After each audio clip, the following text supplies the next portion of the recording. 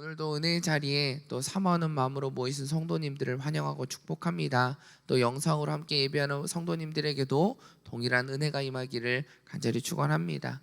오늘 말씀을 함께 나누면서 오늘 야곱의 모습을 통해서 또 야곱이 고백했던 그 고백의 모습을 통해서 오늘 우리 그리스도인으로 살아가는 저와 성도님들의 모습의 삶 가운데 어떤 모습들이 있어야 하는지를 함께 살펴보기를 원합니다.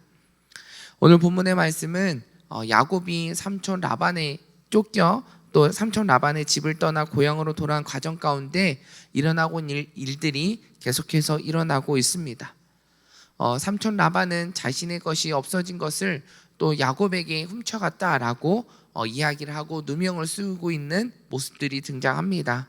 그러나 야곱이 갖고 있는 모든 것을 다 뒤져보고 찾아보았지만 어떠한 것도 야곱이 갖고 있는 물건 하나가 갖고 있지 않다라는 것을 발견하게 됩니다.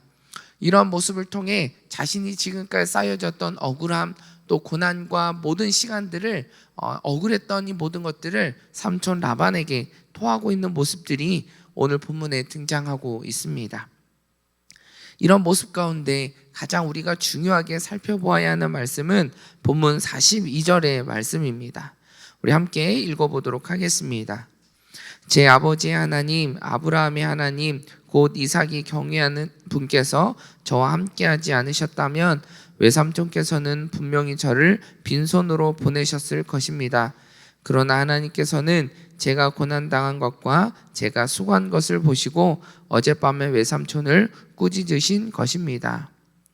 야곱이 억울한 자신의 마음을 삼촌 라반에 다 이야기하는 과정 가운데 야곱이 고백하고 있는 신앙의 고백이 오늘 42절의 말씀에 등장하고 있습니다. 야곱의 신앙의 고백 가운데 우리가 두 가지를 함께 살펴보기를 원합니다. 첫 번째 야곱의 신앙 고백은 하나님께서는 우리의 고난의 시간을 보고 계신다라고 고백하고 있습니다. 42절 하반절에 보면 그러나 하나님께서는 제가 고난당한 것을 보셨다라고 기록하고 있습니다. 야곱이 받았던 고난의 시간들은 어떤 고난의 시간이었을까요? 39절 말씀을 보도록 하겠습니다. 들짐승에게 찢겨 죽임을 당한 것은 제가 외삼촌께 갖다 드리지 않고 제가 그것을 보상했습니다.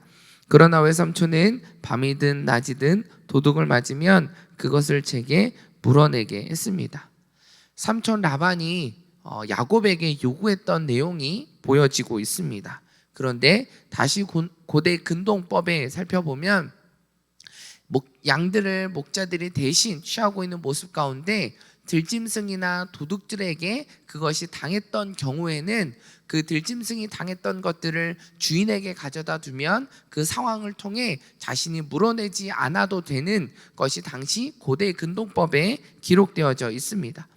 출애굽기 22장 13절에 보면 만약 그 가축이 들짐승에게 갈기갈기 찢겼다면 그는 그 남은 것을 증거로 가져와야 하는데 그 찢긴 것에 대해서는 보상하지 않아도 된다라고 기록하고 있습니다.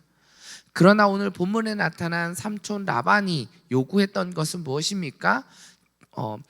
도둑질을 당했던 그 양들에까지도 자신에게 그것을 요구하고 있었던 것을 보게 됩니다.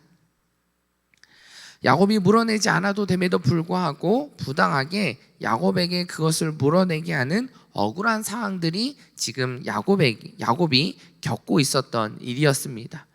41절의 말씀 같이 한번 보도록 하겠습니다. 제가 외삼촌의 집에서 지낸 20년 동안 저는 외삼촌의 딸들을 위해 14년 그리고 외삼촌의 양들을 위해 6년 동안 외삼촌을 섬겼습니다. 그런데 외삼촌은 제 품삯을 10번이나 바꾸셨습니다. 야곱이 20년이라는 시간 동안 지내고 있는 과정 속에 10번이나 자신의 품삯이 변경되어졌던 것을 보게 됩니다. 이 변경되어졌던 것은 야곱에게 더욱더 이루어지고 수고했으니 너가 더 받아야 된다라고 했던 그런 품삯의 변경이 아니라 삼촌 라반에게 이로운 모습대로 자신에게 이로운 대로 품삯을 바꾸었다라는 것입니다. 이런 부당한 노동력을 착취당했던 또 고난 가운데 걸어가고 있었던 야곱의 모습이었습니다. 그런데 그런 고난의 시간을 하나님께서 알고 계셨다라고 야곱은 고백하고 있습니다. 야곱이 20년이라는 그 긴 시간 동안 그에게 찾아왔던 고난의 시간들을 그가 견디고 이겨내고 그 시간들을 보낼 수 있었던 비결이 무엇이었을까? 그것은 오늘 42절에 고백하고 있는 것처럼 하나님께서 내가 고난당하고 있다라고 하는 것을 보고 계셨다라는 것을 야곱이 알고 있었기 때문입니다.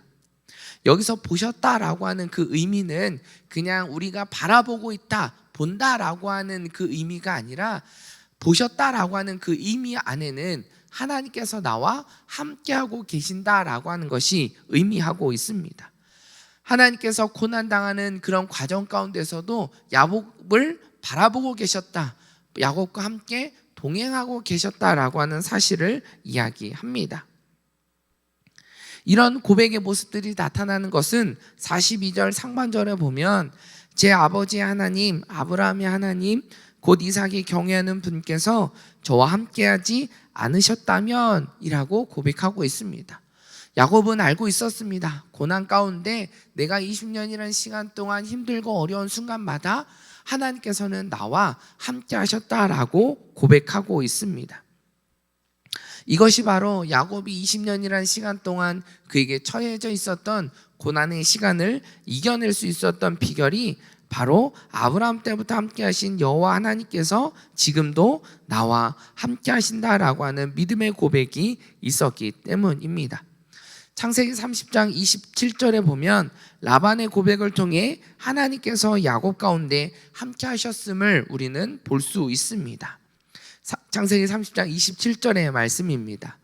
라반이 야곱에게 말했습니다. 내게 호의를 베풀어 제발 여기 머물러 있어라. 여호와께서 너 때문에 내게 복을 주셔서 내가 부유하게 된 것을 알았다라고 고백하고 있습니다. 분명히 삼촌 라반의 입술에서도 동일하게 고백하고 있는 것은 야곱 가운데 함께 하시는 그 하나님을 보았다라는 것을 이야기하고 있습니다. 여기에서 우리는 복에 대한 생각들을 다시 한번 생각해 보게 되는데, 복이라고 하는 것은 부유한 것, 많은 것을 누리는 것이 복이라는 것이 아니라 그 복의 근원 되신 그 하나님께서 나와 함께 하신다라고 하는 것이 바로 진정한 복입니다. 야곱이 복을 받고 형통한 사람으로 20년의 시간 동안 고난 가운데서도 보낼 수 있었던 비결은 복의 근원 되어 주신 그 하나님께서 그와 함께 하셨기 때문에 그는 형통한 자의 삶을 살아갈 수 있었다라고 이야기할 수 있는 것입니다. 창세기 30장 43절에도 보면 이런 식으로 해서 야곱은 점점 더 번창하게 됐습니다. 많은 가축들 뿐만 아니라 남종들과 여종들과 낙타들과 나귀들을 많이 갖게 됐습니다.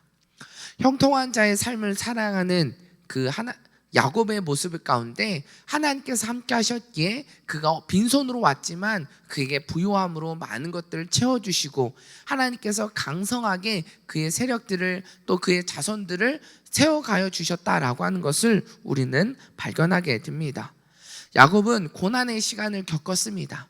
그러나 그 고난의 시간 가운데 나의 모든 상황을 아시는 그 하나님을 바라보았기에 야곱은 그 고난의 시간이 형통의 자리의 모습으로 바뀌어지게 되어지는 것을 경험하게 되는 것을 우리에게 보여주고 있습니다. 중요한 것은 여기서 하나님께서 야곱을 고난당하고 있는 야곱을 바라보셨을 때 야곱이 보였던 반응은 어떤 모습인지가 중요합니다. 자신을 바라보고 계시는 그 하나님을 역시 야곱도 바라보았다라는 것입니다. 하나님을 경외했던 그런 모습들, 빈손으로 왔지만 하나님께서 나에게 이것을 모든 것들을 채워주셨던 것은 하나님입니다 라고 고백하는 그 모습들, 이전에 보여주었던 번창하게 되어졌던 것, 부유하게 되어졌던 것은 하나님께서 나를 복주시고 형통한 자로 바꾸어 주셨기 때문입니다 라고 고백하는 그 모습들을 통해서 야곱이 믿고 있는 그 믿음의 대상이 누구인지에 대해서 야곱은 지금 말해주고 있다라는 것입니다. 그 믿음의 대상은 바로 여호와 하나님이다라고 하는 것입니다. 우리의 현실의 모습 속에서 우리는 어떤 모습으로 살아가야 하는지에 대해서 오늘 본문은 다시 한번 우리에게 말해주고 있습니다. 직장에서, 가정에서, 그리고 교회에서 내가 처해져 있는 모든 상황 속에서 우리는 누구를 바라보고 살아가야 하는가? 우리는 우리를 바라보시는 그 하나님 앞에 우리는 어떤 반응의 모습으로 나아가야 하는지에 대해서 우리에게 말해주고 있습니다. 우리는 직장에서, 가정에서, 또 교회에서, 또 내가 처해져 있는 모든 상황 속에서 우리는 억울한 일을 당하며 살아갈 때가 많이 있습니다. 내가 뜻하지 않은 것, 내가 하지 않았음에도 불구하고 억울하게 누명을 씌워지는 경우도 있고, 또 내가 하지 않았음에도 내가 했다라고 이야기하는 경우들도 있습니다. 그 외에도 우리는 많은 고난의 시간들을 겪고 있을 때 우리는 어떤 반응의 모습, 우리는 어떤 삶의 태도로 나아가야 하는지에 대해서 우리는 생각해 볼 필요가 있다라는 것입니다. 오늘 본문은 그런 우리들의 고민 가운데 우리가 어떤 모습으로 살아가야 하는가, 특별히 그리스도인으로서 이 땅에서 살아가야 할 우리들의 삶의 태도는 무엇인지에 대해서 우리에게 말해주고 있습니다. 우리는 비록 고난이라고 하는 그 시간들을 겪고 있다 할지라도 우리가 그 가운데서 우리를 바라보시는 그 하나님을 먼저 바라보는 것이, 우리를 바라보고 계시는 그 하나님을 믿음으로 고백하며 나아가는 것이, 우리를 고난 가운데 있는 우리들의 모습 속에 우리에게 피할 길을 주시고 우리에게 지혜를 주시고 그 가운데서 우리를 건져주시고 위로해 주실 분이 하나님이시다라고 하는 사실을 우리는 알고 있어야 된다라는 것입니다. 그리스도인의 모습은 바로 이러한 모습을 우리에게 이야기합니다. 우리들의 지난날의 삶의 모습은 그런 모습을 통해 원망하고 또 낙심하고 좌절했던 모습들입니다.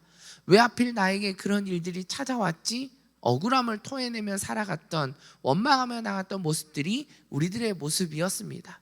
그러나 오늘 본문은 그리스도인으로 살아가는 우리는 그러한 모습으로 살아가는 것이 아니라 그런 모습에서 돌아서야 된다라고 이야기를 합니다.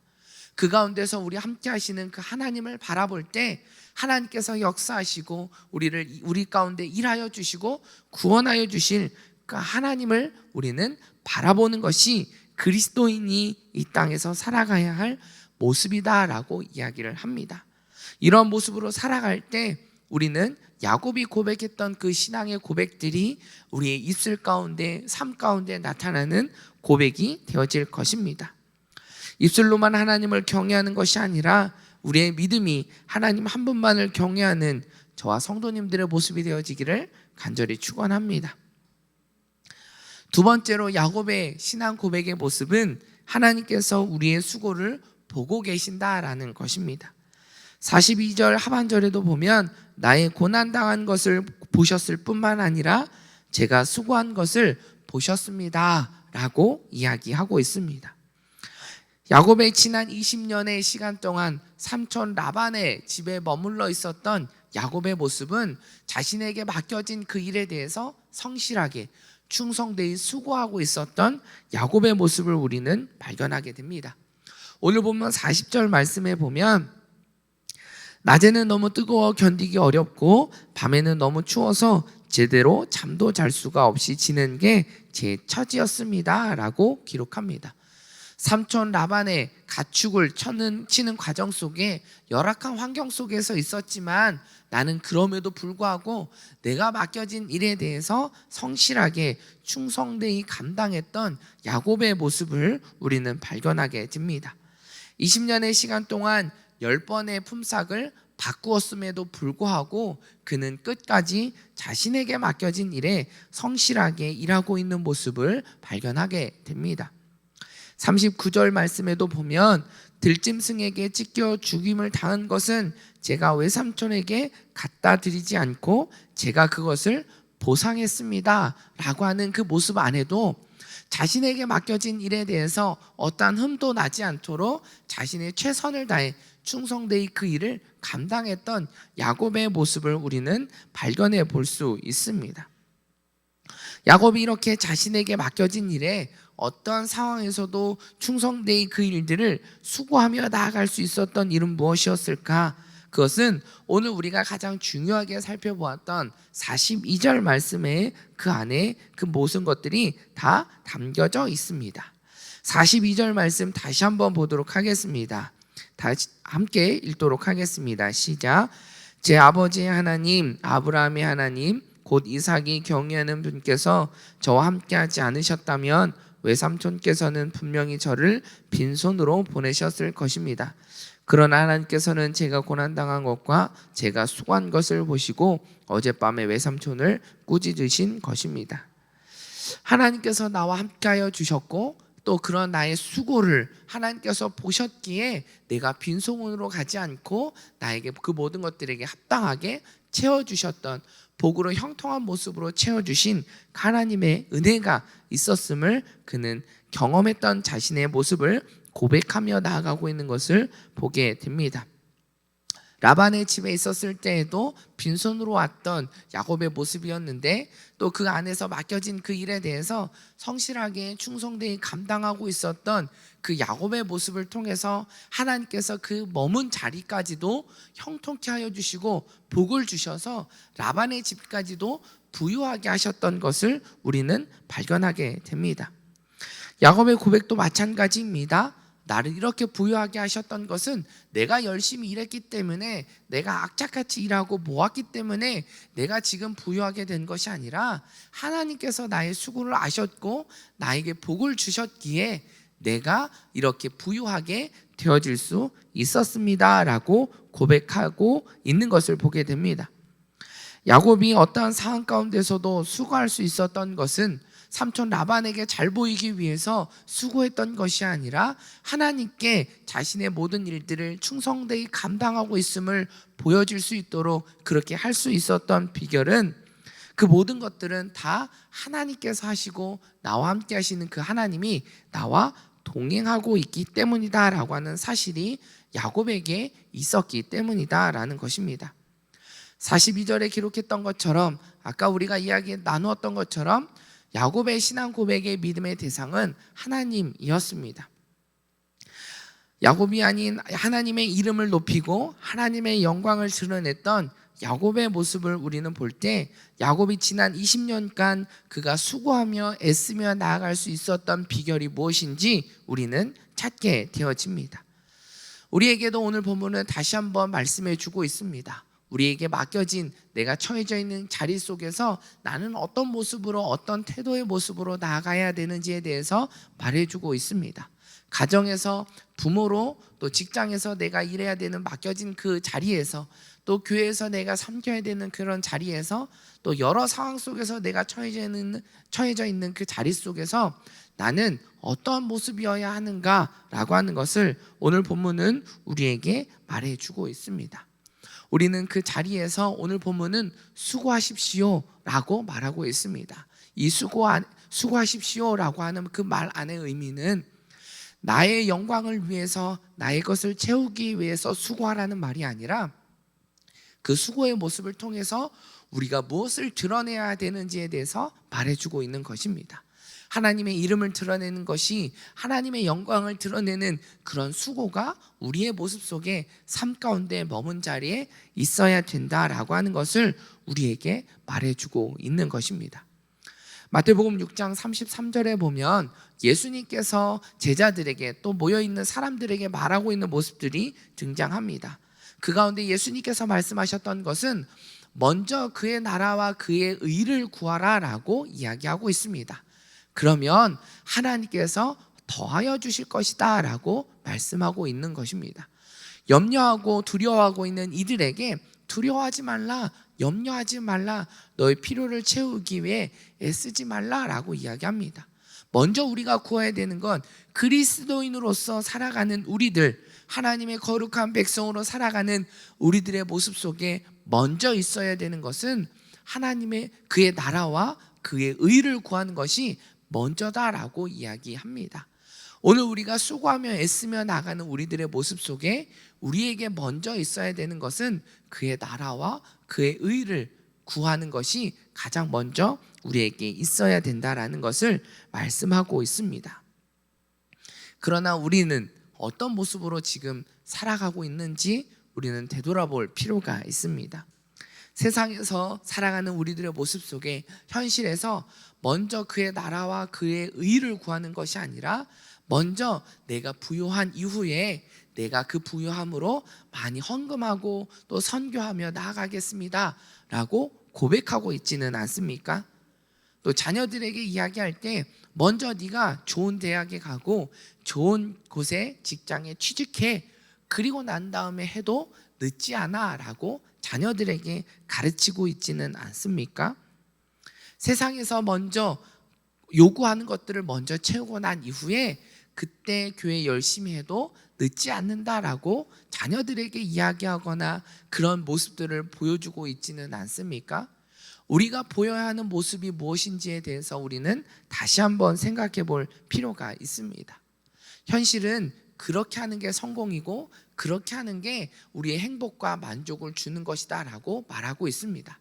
그러나 성경은 그리스도인으로 살아가는 우리들은 그것이 옳지 않다라는 것을 분명히 알고 있음에도 불구하고 그렇게 살아가지 못하고 있는 우리들의 모습을, 현실의 모습을 우리는 발견하게 됩니다. 삼촌 라반이 야곱을 쫓아오게 된 배경 속에 가장 중요한 것, 시작이 되어지는 것은 자신의 드라빔이, 우상이 없어졌기 때문에 야곱을 쫓아가게 되어졌습니다. 드라빔이 의미하는 것이 무엇입니까? 드라빔은 당시 다산과 풍요를 가져다 주는 신으로서 섬겼던 것입니다. 삼촌 라반은 어떤 모습이었습니까? 하나님께서 야곱과 함께 하셨던 것을 보시고 그로 인하여서 내가 부유하게 되어졌다라는 사실을 알고 있었습니다. 그럼에도 불구하고 그가 중요하게 생각했었던 것은 그런 하나님을 쫓으며 그 하나님을 우선시했었던 것이 아니라 자신에게 풍요와 다산, 그냥 재산과 그 자신이 갖고 있는 재물, 현실 속에서 보여져 있는 것이 자신에게는 더 중요한 것이고 그것을 쫓아 살아가고 있는 라반의 모습을 우리는 보게 됩니다. 우리는 그리스도인으로 살아가는 우리들의 모습은 라반과 같은 모습이 아니라 야곱과 같은 모습이 되어져야 된다라는 것을 우리에게 말해주고 있습니다. 레위기 18장 1절에서 5절에도 보면 하나님께서 모세를 통하여서 가나안 땅에, 또 하나님께서 약속하신 그 땅에 머무는 백성들에게 어떤 삶의 태도로 가야 되는지에 대해서 말해주고 있습니다. 우리 한 절씩 함께 읽어보도록 하겠습니다. 시작. 여호와께서 모세에게 말씀하셨습니다. 이스라엘 백성들에게 말하여라. 나는 너희 하나님 여호와다. 너희는 너희가 살았던 이집트 땅에 사람들이 행하는 것처럼 하지 말며 내가 너희를 데리고 들어갈 가나안 땅의 사람들이 행하는 것처럼 행하지도 말라. 그들의 규례를 따르지도 말라. 너희는 내 법규를 실천하고 내 규례를 지키고 그것들을 따라 행하라. 나는 너희 하나님 여호와다. 그러므로 너희는 내 규례와 내 법규를 지키라. 그리하면 살 것이다. 나는 여호와 여호와다. 하나님께서 모세에게 하셨던 말씀은 무엇입니까? 이집트 땅에 있었던 사람들처럼 하지 말라고 이야기합니다. 그리고 너희들이 가게 될 가나안 땅에서 살고 있는 그 사람들처럼 살아가지 말라라고 이야기합니다. 이렇게 말했던 이유가 무엇입니까? 당시 이집트 사람들 그리고 가나안 땅에 살았던 사람들이 의미하고 있는 것은 현실 세상을 쫓아 살아갔던 사람들의 모습들을 대표하고 있기 때문입니다. 이집트에서 머물고 노예로 살아갔던 이스라엘 백성들이 보였던 것은 현실을 쫓아 살아갔던 사람들입니다. 세상의 만족을 누리고 자신의 욕망과 욕심을 채우기 위해 애쓰며 살아갔던 그런 사람들의 모습을 바라보며 그것과 동일하게 살아가려고 애썼던 사람들의 모습을 우리는 기억하고 있습니다. 하나님께서 모세에게 말씀하셨던 삶의 태도는 세상을 쫓아 살아가는 삶의 모습이 아니라 하나님의 말씀을 쫓아 살아가는 모습이 되어야 된다라는 것을 말해주고 있는 것입니다. 가나안 땅에 머물며 살아가는 이스라엘 백성들에게 말씀하신 것은 지금 현실 세상 속에 살아가는 우리들에게도 동일하게 말해주고 있는 것입니다. 세상의 기준과 세상에서 주는 만족과 세상에서 이야기하는 것을 쫓아 살아가는 것이 아니라 그것이 아닌 그것을 이루어 가시고 이 세상을 창조하시고 주관하실 그 하나님, 우리 복의 근원 되어 주시는 그 하나님을 바라보는 것, 우리들의 고난과 수고 가운데서도 우리의 모든 것을 바라보시고 알고 계시고 동행하시는, 함께하고 계시는 그 하나님 한 분만을 바라보는 것이 우리들의 삶의 태도가 되어야 된다라는 것을 말해주고 있는 것입니다. 야곱은 고난을 당했습니다. 그리고 애쓰며 자기에게 맡겨진 일에 대해서 성실하게 수고하고 충성되이 감당했습니다.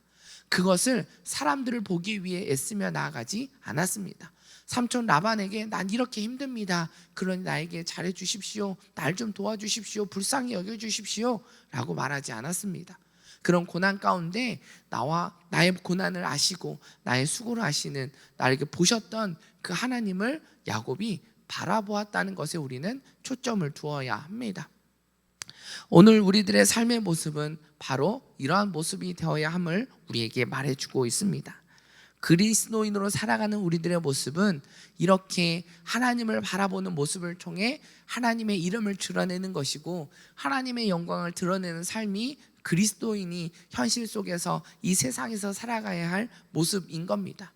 그런 수고와 애씀의 모습들, 또 하나님께서 우리와 함께 동행하는 모습을 통해서 우리는 이 땅에서 하나님의 나라를 누리고 하나님의 나라를 세워가는 것이 그리스도인으로서 살아가는 우리들의 모습이고, 이런 모습을 통해 우리가 증거해야 되는 것은 여호와 하나님 한 분만을 증거해야 된다라는 것입니다.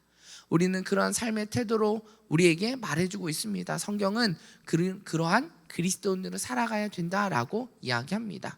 그렇게 우리가 모델이 되어지고 본으로 살아가야 되는 모습은 우리들의 삶의 모습을 통해 온전히 하나님의 이름이 드러내는 것을 통해 그들의 삶도 변화되어질 것이기 때문입니다.